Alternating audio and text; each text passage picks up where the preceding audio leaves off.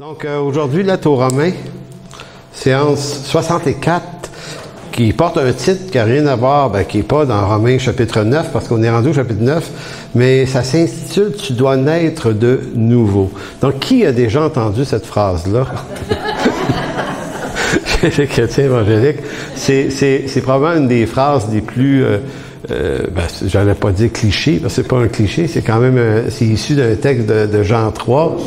Mais c'est peut-être une phrase qu'on se dit tellement familièrement, tellement souvent, qu'on a peut-être oublié que c'est un énoncé théologique qui est catastrophique, cette affaire-là, parce que ça invite à sortir de ta nationalité terrestre pour entrer dans une nouvelle dynamique, un autre royaume. Et quand Jésus fait cette déclaration-là à Nicodème, il l'entend pas comme nous, on l'entend. Tu dois naître de nouveau si tu veux aller dans le royaume des cieux. Pour un juif comme Nicodème, voyons donc, on est descendant d'Abraham, c'est un package, ça vient avec, on est fils d'Abraham. Donc c'est ainsi que réfléchissent les Juifs à cette question-là de l'héritage abrahamique. Sauf que c'est pas ce que Jésus voulait dire lui.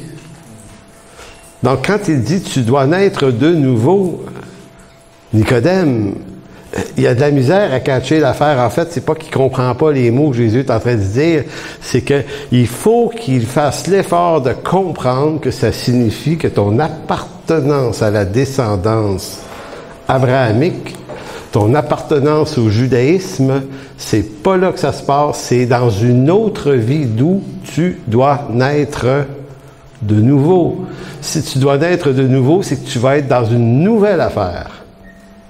Donc, c'est un peu, et pour lui, et pour vous, et pour nous tous, une forme de négation, de renoncement à une appartenance déjà inscrite. Je ne sais pas si vous l'aviez déjà entendu comme ça, mais c'est ça que ça veut dire. Donc, pourquoi utiliser cette expression-là comme titre sur une prédication de Romains 9? C'est parce que Romains 9, la deuxième partie du chapitre, Paul explique, il répète pas l'expression « tu dois naître de nouveau », mais il explique pourquoi, juifs ou grecs, tous les deux, nous devons naître de nouveau. Pas plus les juifs que les grecs, pas plus que les grecs ou les païens que les juifs. Donc voilà. Donc pour mieux saisir la deuxième partie de la lettre aux Romains, là, il faut que je lis mes notes un peu des fois aussi, là. Où Paul adresse la question du peuple d'Israël dans le dessein de l'élection de Dieu, il faut explorer certaines affirmations de Jésus qui éclairent le propos de l'apôtre en ce chapitre 9, parce que il faut savoir que l'Écriture est complète d'autres textes, puis des fois, l'Écriture, ça s'éclaire par d'autres textes. Donc, le chapitre 9 de Romains expose la situation des Juifs à la suite du rejet du Messie. Parce que c'est réellement ce qui s'est passé il y a 2000 ans. Vous avez remarqué? Ils ont littéralement rejeté le Messie. Donc, Paul nous apprend dans Romains 9 que ce rejet était prévu selon les prophéties de l'Ancien Testament. Donc, c'est pas tout à fait une surprise. Ce peuple allait rejeter son Messie.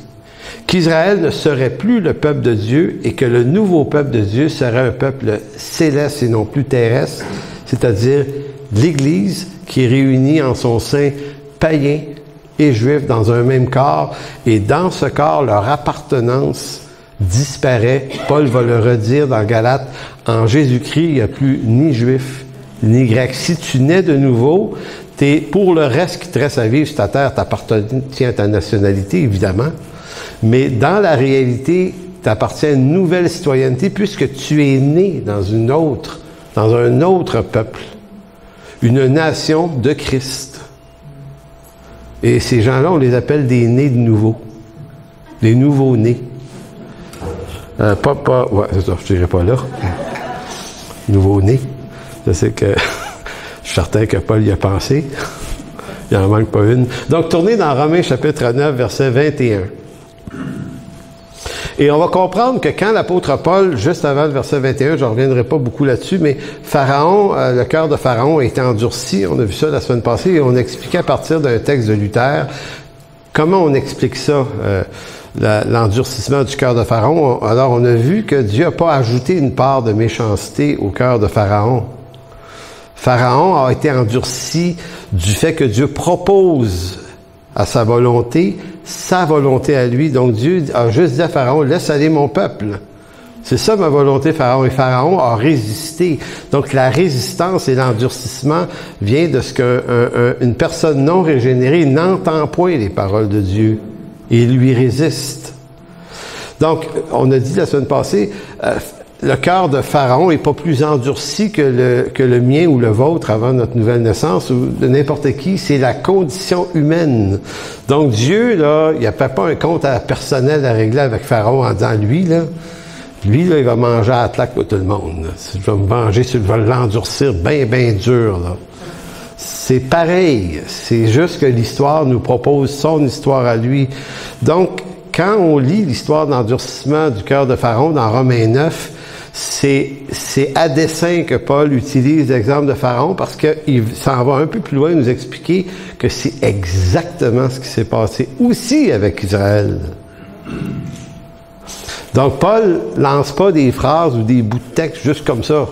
C'est intelligent, c'est structuré, la lettre aux Romains. C'est une des plus belles lettres de tout le Nouveau Testament que certains auteurs ont décrit comme étant structurellement quelque chose qui est du domaine du génie de l'Écriture. Donc, verset 21, « Le potier n'est-il pas maître de l'argile pour faire avec la même masse un vase d'honneur et un vase d'usage vil. » Tu sais, là qu'on n'a pas dit Dieu s'amuse à faire ça. Paul, dans l'hyperbole ici, est-ce que Dieu n'aurait pas le droit de faire ça? Ben oui, il aurait le droit de faire ça. Et que dire si Dieu voulait montrer sa colère et faire connaître sa puissance, à supporter avec une grande patience des vases de colère formés pour la perdition, et s'il a voulu aussi, parce qu'on bloque sur le verset 22, mais le verset 23, « Mais Dieu est bon. » Il dit, « S'il a voulu faire connaître la richesse de sa gloire envers des vases de miséricorde qu'il a d'avance préparés pour sa gloire. » Donc, les versets 21-23, c'est « Dieu peut-il faire ça? » Oui, il peut faire ça. Pourquoi? Ben parce que c'est lui le potier. Fait que on a vu que notre argument doit arrêter là. On a beau en penser ce qu'on veut, mais Dieu est Dieu. Puis il ne nous demande pas nécessairement notre avis. C'est ça, hein, la prérogative d'être Dieu, finalement. C'est ce qu'on n'est visiblement pas. Et c'est pour ça qu'il dit, « Qui es-tu qui conteste avec Dieu? » Avant le verset 21. C'est pour ça que dans l'ensemble de nos questionnements, il y a comme un mur à un moment donné ou une fin qu'on rencontre. On dit, OK, ben on va laisser Dieu être Dieu, puis on va y rendre grâce pour le salut qu'il nous a donné, parce que bon, finalement, c'est vraiment une bénédiction, puis une grâce extraordinaire qu'on l'ait. Puis toutes les questions qu'il y aurait, mais pourquoi moi, pourquoi pas lui, pourquoi pas l'autre? Ben, ils sont sans réponse, ces questions-là. Verset 24, « Ainsi, et c'est là qu'il parle de la question d'Israël, « Ainsi nous a-t-il appelés non seulement d'entre les Juifs, mais encore d'entre les païens. » Et ça, c'est dangereux de dire ça. Vous et moi, on ne sait pas que c'est dangereux.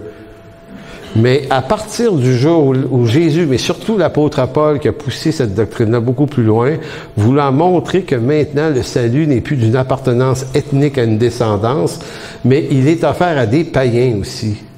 Et on a déjà vu dans quelques semaines l'expérience de l'apôtre Pierre dans Actes 10 et 11. C'est lui qui va ouvrir cette porte chez Corneille, voir des païens accepter l'Évangile au même titre, par le même moyen, par la même manifestation de l'Esprit que les langues étaient, que les Juifs dans Acte 2. Pour eux autres, les Juifs, là, c'est comme, ça se peut pas. Pourquoi ça les dérange?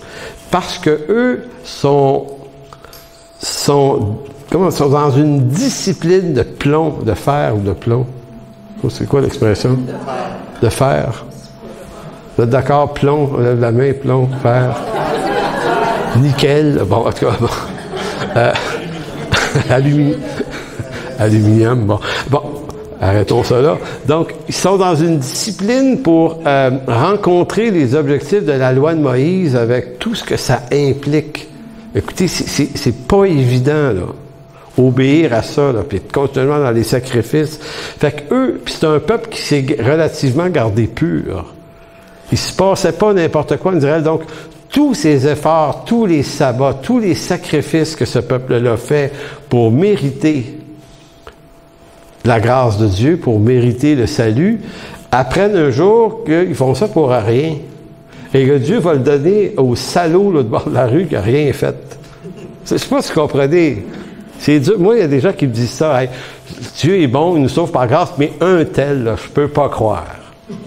Il est tellement écœurant ce qu'il a fait, là, puis qu'il a fait ci, puis il a fait ça, puis je peux pas croire. Ben, si tu peux pas croire que Dieu le sauve, ben, tu comprends pas la doctrine du salut. Ou tu l'interprètes à travers ta justice à toi. Mais c'est pas ta justice qui est concernée, c'est la justice de Dieu. Donc, Dieu fait grâce à des pécheurs, puis Paul dit aux Corinthiens, il a sauvé, il n'a pas sauvé les meilleurs. C'est intéressant quand même, ça. Il dit, il a sauvé ce qui est vil. Il y a 3 mots. 3 mots. Dans 1 Corinthiens, ceux qui sont vils, qui sont... En tout cas, 2 autres choses. 2 défauts. Fait que Dieu se plaît à sauver ce qui est perdu. Donc, c'est ça la grâce de Dieu. C'est pour ça que je t'ai vraiment installé ça pour un Juif. C'est dur à avaler. Quand tu as payé le prix, toi, de toutes sortes de privations, puis que l'autre qui s'est privé de rien, qui s'est vautré dans la cochonnerie, lui, il est sauvé par peu grâce. Va chanter des cantiques à sa côté de toi, tu sais. Tu te dis, ben voyons donc, je ne le vois pas là, lui. Ben c'est ça. Donc, si on veut comprendre le salut, il faut accepter la justice de Dieu. De Dieu, pas la nôtre.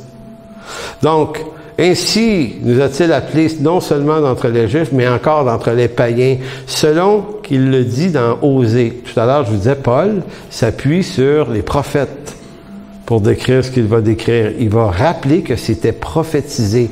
Et en passant, juste avant de lire, ça vaut la peine de se dire que la Bible, c'est un étrange livre. Parce que il y a dans le canon de l'Ancien Testament des trucs qui parlent du rejet d'Israël. Tu sais, eux autres, là, quand ils ont dû accepter ces livres-là dans le canon, ils n'auraient pas été tentés de se dire, hey, ce bout-là de Osée, ça dit qu'on ne sera pas son peuple un jour. Pas intéressant pour nous autres, ça. Puis il y a un autre texte dans Ésaïe aussi qui dit que Dieu va sauver juste un petit reste selon l'élection. Tu sais, me connaissant, j'avais été dans un meeting avec la gang qui décide, on le garde-tu, ce livre-là? J'aurais dit, ben les gars, moi je garderais ceux qui nous avantagent, non? Osée, là, c'est qui ça? Qui a osé dire ça, d'ailleurs? Ça n'a pas de bon sens. Parce que regardez ce que dit Osée. Selon qu'il le dit dans Osée, « J'appellerai mon peuple celui qui n'était pas mon peuple. » Ça veut dire quoi, ça? Mon peuple, ça, pas Israël. Et bien-aimée, celle qui n'était pas ma bien-aimée. Et là où on leur disait, vous n'êtes pas mon peuple, ils seront appelés fils du Dieu vivant. C'est Osée qui a dit ça, des siècles avant. Fait que Paul est en train de dire, ce que je suis en train de vous dire, puis ce que Jésus vous a dit dans Jean 8, là, et là, on ne l'a pas inventé, là. Tout est écrit d'avance. La Bible, là, c'est tricoté serré. Il n'y aura pas de hasard dans ce livre-là. C'est ce qui le rend si fantastique.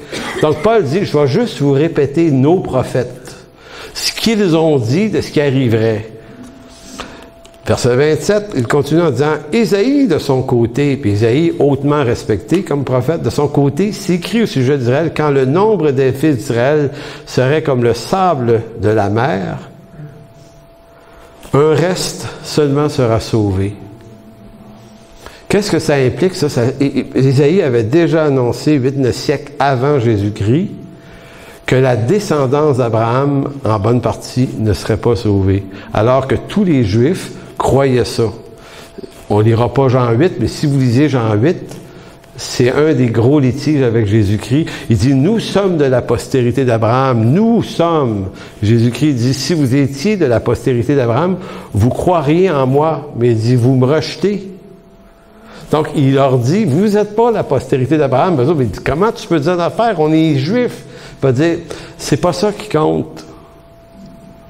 C'est pas la postérité d'Abraham au sens physique du terme, mais c'est la descendance d'Abraham au sens de la foi, celui qui a la foi d'Abraham. je vous dis, là, pour nous, là, c'est juste des affaires. C'est des patentes. Mais si on se replonge dans le monde des Juifs du temps, là, c'est vraiment, c'est confrontant.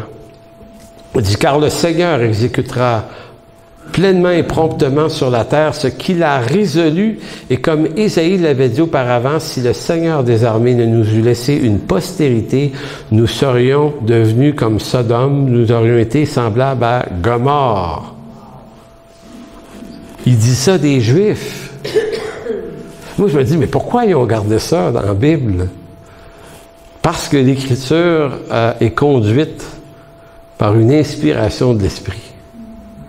C'était pas non plus eux autres qui décidaient. Que dirons-nous donc, verset 30?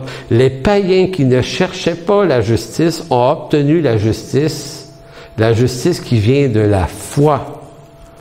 Tandis qu'Israël, qui cherchait une loi de justice, n'est pas parvenu à cette loi. Pourquoi? Parce qu'Israël l'a cherché non par la foi, mais comme provenant des œuvres. Ils se sont heurtés contre la pierre d'achoppement, selon qu'il est écrit, « Voici, je mets en Sion une pierre d'achoppement, un rocher de scandale, celui qui croit en lui ne sera point confus. » Et quel est cet rocher de scandale? C'est Jésus-Christ lui-même.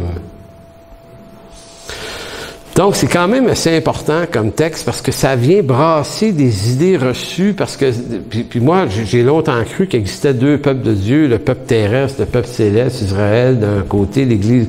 Mais l'Écriture ne défend pas cette position-là. C'est plutôt une construction. C'est une construction qui paraît bien, mais si on veut être sola scriptura, là, l'Écriture seule, ben l'Écriture, elle semble dire que la raison du peuple d'Israël, qui était la venue d'un Messie, a été accomplie par la naissance du Messie. Il se passe quoi par la suite? Ben, le temple est détruit et Israël va être éparpillé sur la surface de la terre. Et c'est Jésus qui le prophétise lui-même. En Matthieu 24, c'est lui, Dieu, qui le dit que c'est ça qui s'en vient, puis c'est ça qui est arrivé. Maintenant, le fait qu'Israël soit retourné aujourd'hui dans ses terres, c'est une bénédiction quand même. Ce peuple-là, les Juifs, ont le droit à leur autodétermination, ils ont le droit de défendre leur territoire, défendre leur vie et leur nation. C'est pas du tout un problème. Parce qu'il y en a qui ont dit, ouais, mais c'est de l'antisémitisme de dire ça. Non, non. De l'antisémitisme, c'est la haine des Juifs. C'est pas ce dont on se parle ici. C'est aucunement la haine des Juifs. On est en train de comprendre l'Écriture de l'apôtre Paul, qui est lui-même un Juif, en passant.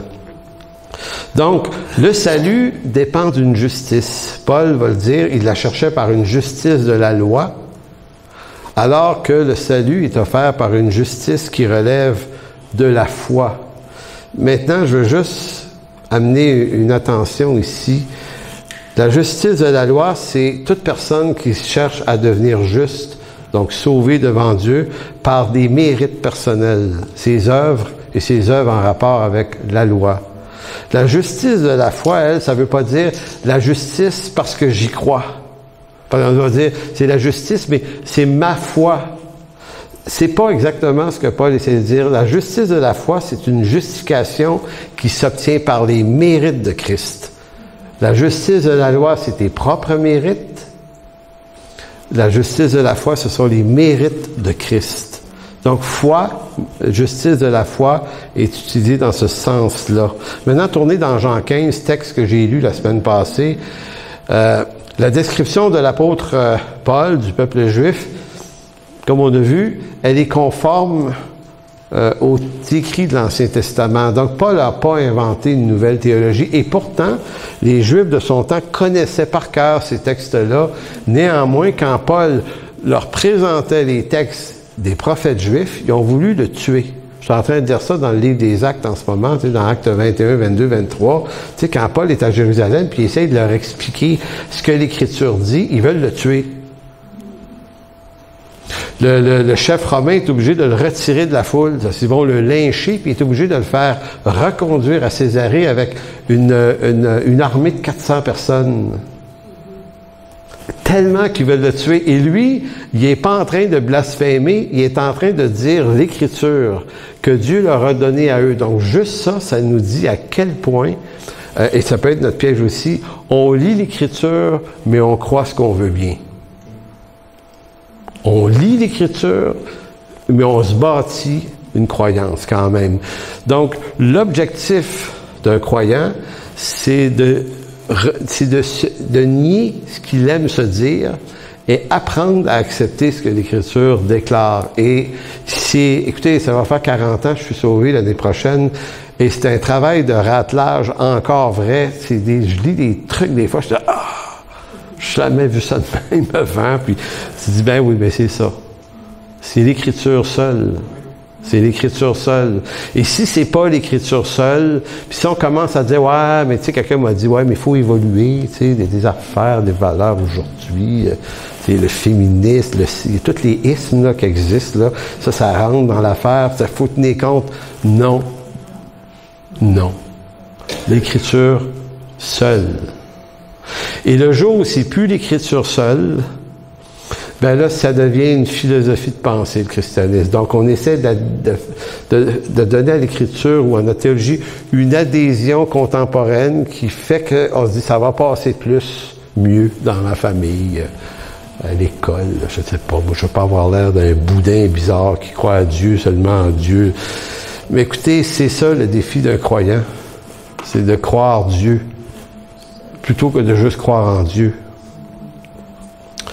Donc, Jésus confirme dans Jean 15, je l'ai lu la semaine passée, mais il faut le relire, ce texte-là.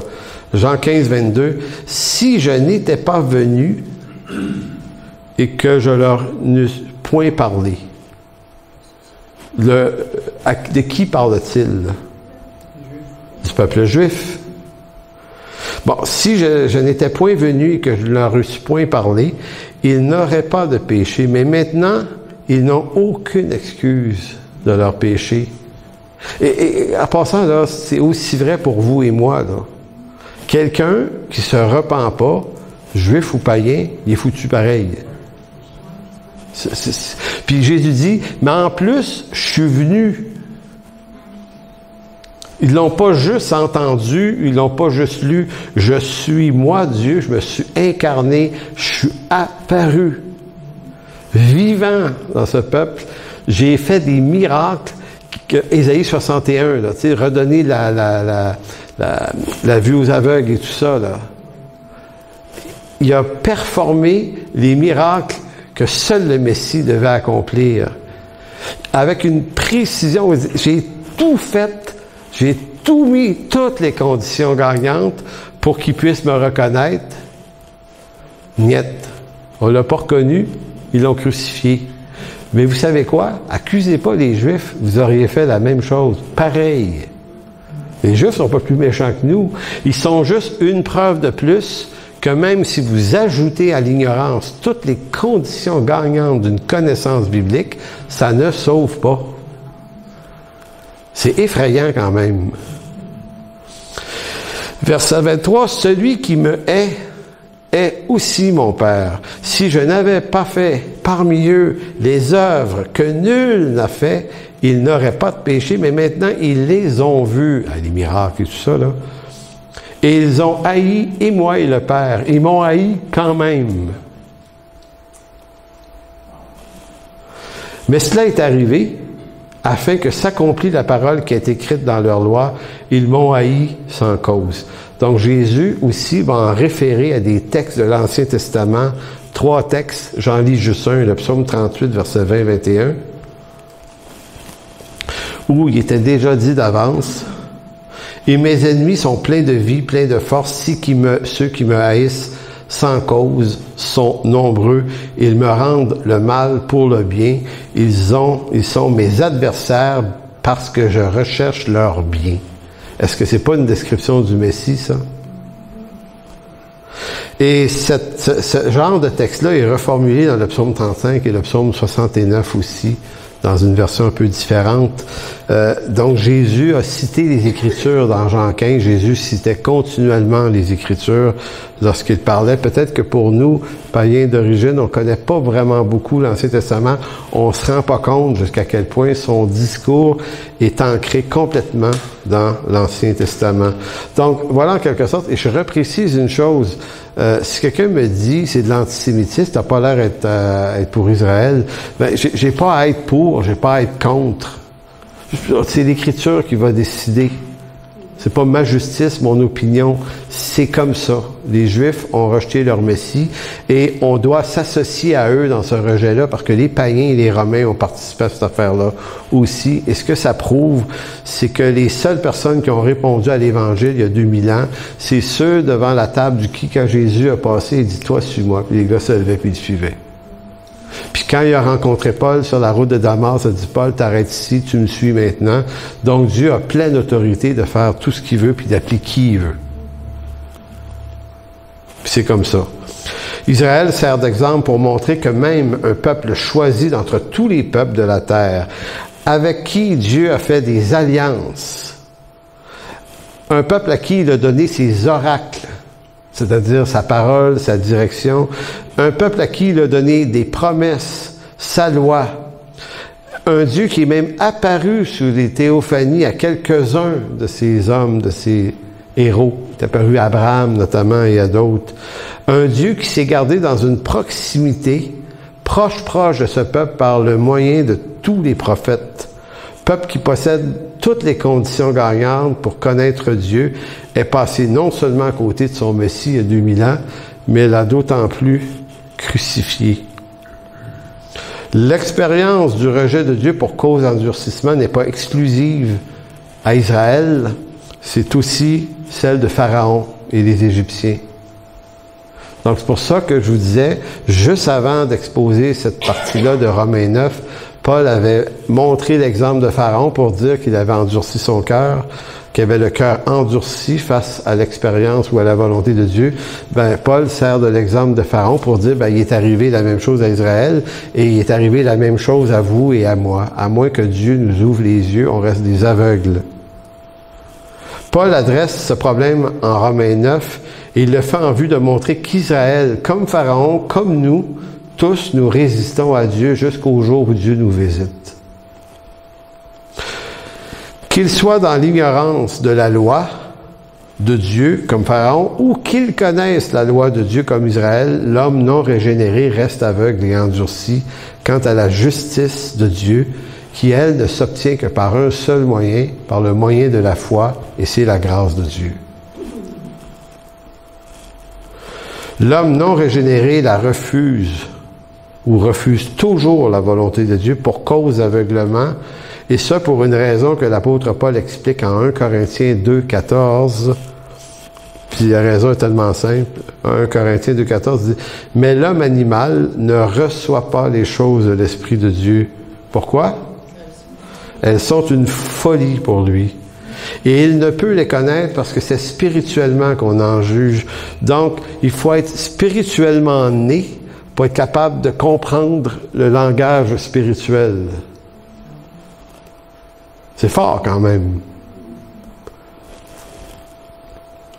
D'où la nouvelle naissance. Si Israël, par la première alliance, est le peuple terrestre élu de Dieu en vue de la venue du Messie, il faudra désormais comprendre que la venue de Jésus-Christ vient de mettre un terme à ces alliances, cette ancienne alliance en vue d'une nouvelle alliance en Jésus-Christ qui, par l'Église, devient le nouveau peuple de Dieu, non plus terrestre, mais céleste. D'où né de nouveau. D'où l'importance de la nouvelle naissance par laquelle s'exprime l'idée que le peuple de Dieu ne dépend plus d'une descendance, d'une postérité terrestre, mais céleste. Et certains diront, je l'ai déjà dit souvent, oui, mais Dieu avait-il pas dit dans Genèse 12 que celui qui va maudire Abraham et sa descendance va être maudit par Dieu, et ceux qui vont bénir, lui et sa descendance vont être bénis par Dieu. Donc on disait, ouais, mais dans ce cas-là, la descendance d'Israël, elle a de l'importance, c'est important de les bénir. En réalité, c'est important de bénir n'importe qui, là. On n'est pas là pour maudire personne. Mais regardez comment Genèse 12 écrit la chose, et après ça, on va voir comment l'apôtre Paul répond à cet argument-là dans sa lettre aux Galates. Donc, dans Genèse 12, 2, il va dire, « Je ferai de toi une grande nation, Abraham, je te bénirai, je rendrai ton nom grand, et tu seras une source de bénédiction. Je bénirai ceux qui te béniront, et maudirai ceux qui te maudiront, et toutes les familles de la terre seront bénies en toi. » Maintenant, la question, c'est qu'est-ce que la postérité d'Abraham? Si tant est que faut pas la maudire, mais la bénir. Donc, dans Galates 3,16, hey, c'est de la rafale après. Pas grave. Donc, Galates 3,16, Paul va dire, « Or, les promesses ont été faites à Abraham et à sa postérité. » D'accord? À lui, en vue de sa postérité. Il n'est pas dit « aux postérités » comme s'il s'agissait de plusieurs, mais en tant qu'il s'agit d'une seule. Et à ta postérité, c'est-à-dire Christ. La postérité d'Abraham s'appelle Jésus-Christ. Donc, tous les hommes et les femmes qui ont vécu entre Abraham et Jésus, c'est des Juifs, mais ils ne sont pas plus ou moins sauvés à cause de ça. Parce que c'est pas cette appartenance-là qui sauve, c'est pas l'appartenance à Abraham qui sauve, c'est l'appartenance à sa descendance qui est Jésus-Christ.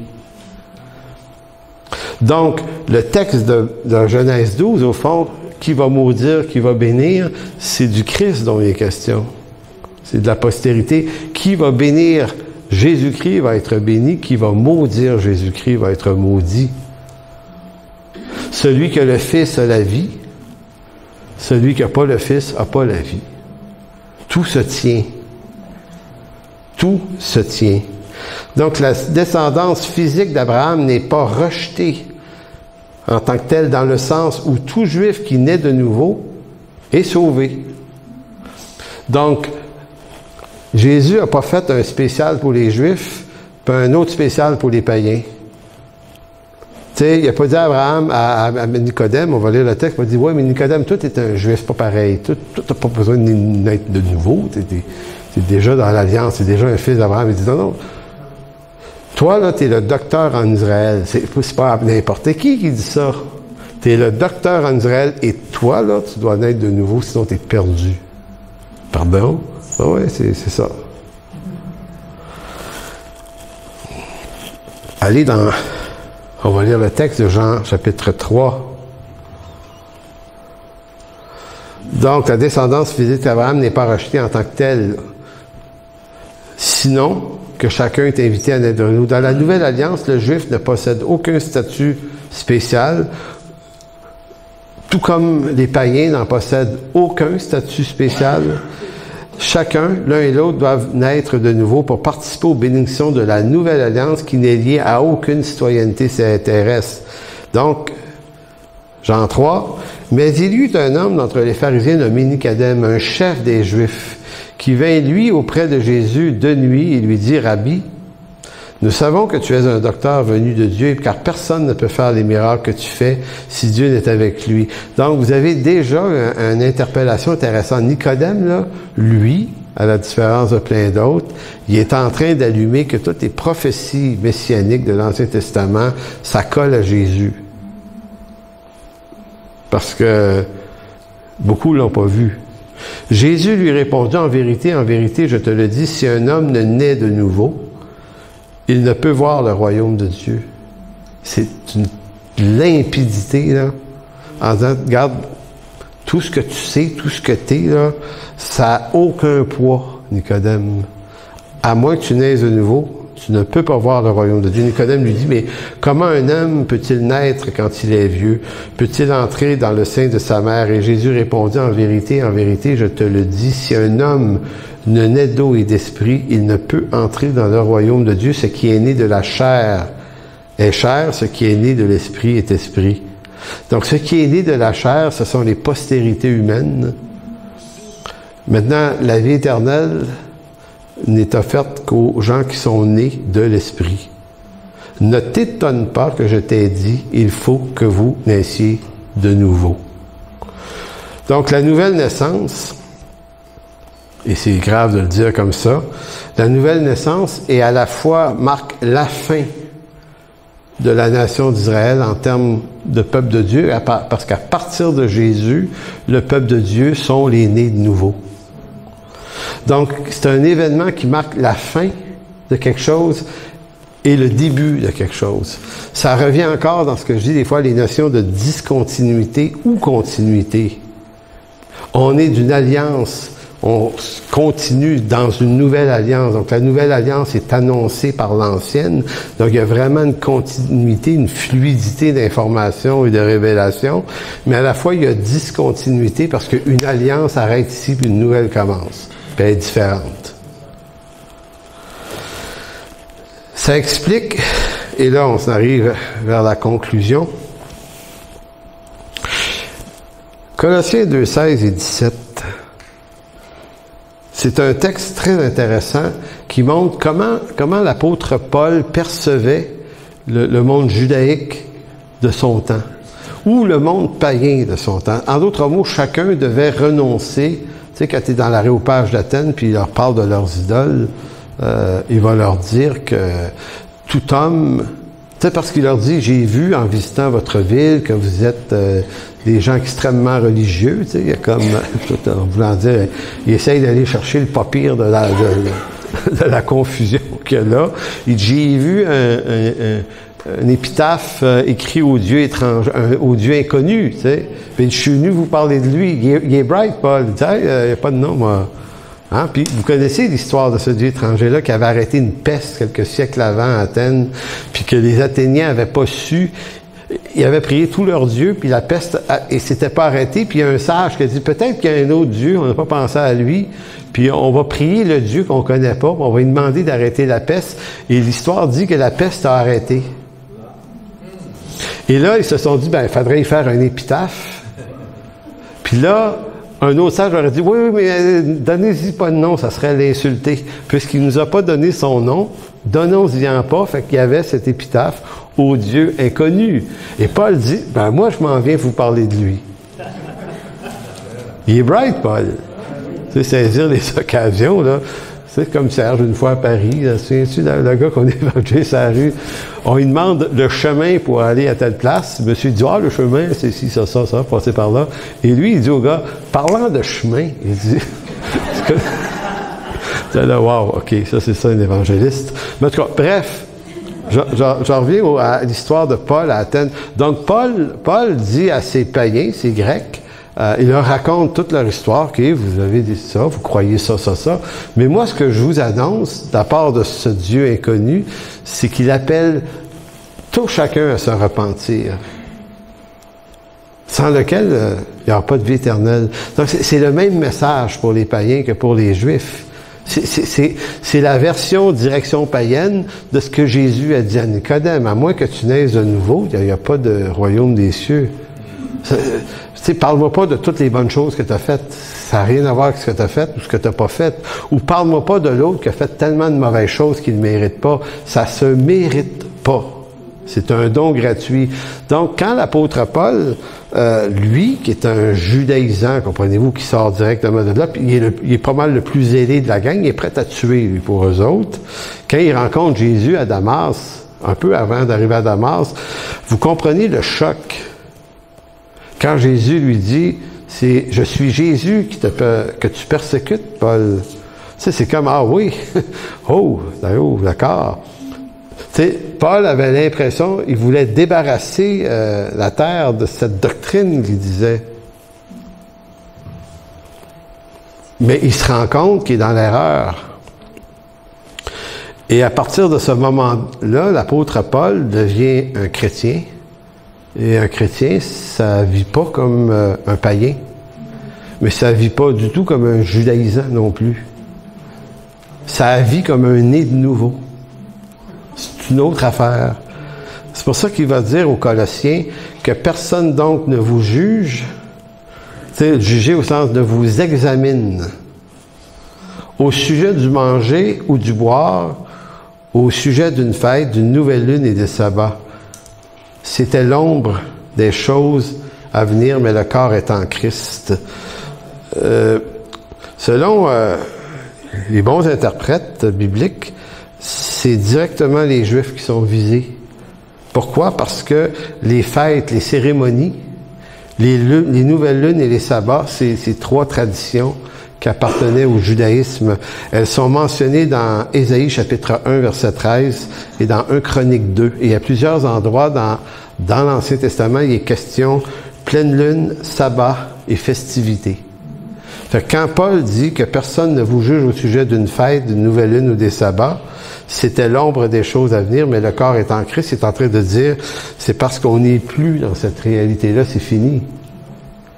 Ça, c'est pour les Juifs, c'est fini. Puis pour les païens, c'est d'autres choses qui est fini. Donc, la nouvelle sorte de vie est en Jésus-Christ.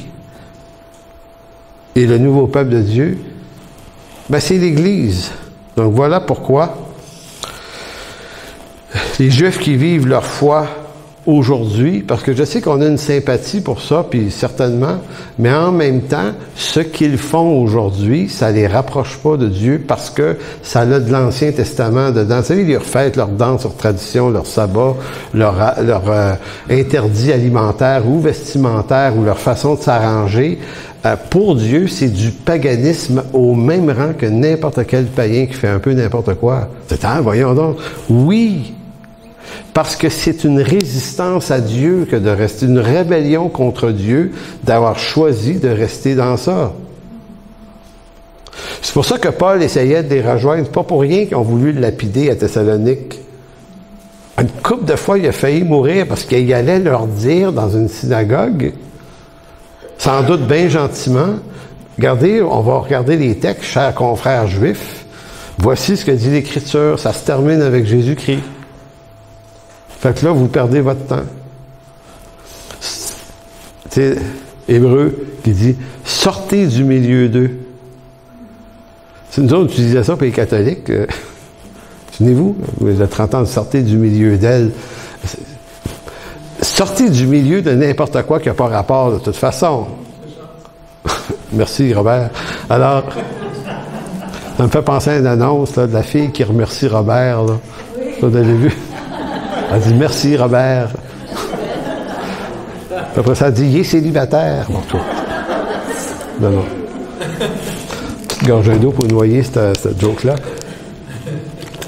Donc, en conclusion de quoi? La haine que les hommes ont pour Dieu, dans le texte de Jean 15, Jésus l'adresse en particulier aux Juifs. Il dit « Ils m'ont haï sans cause », mais c'est pas moins vrai de tout autre peuple, de toute autre nation.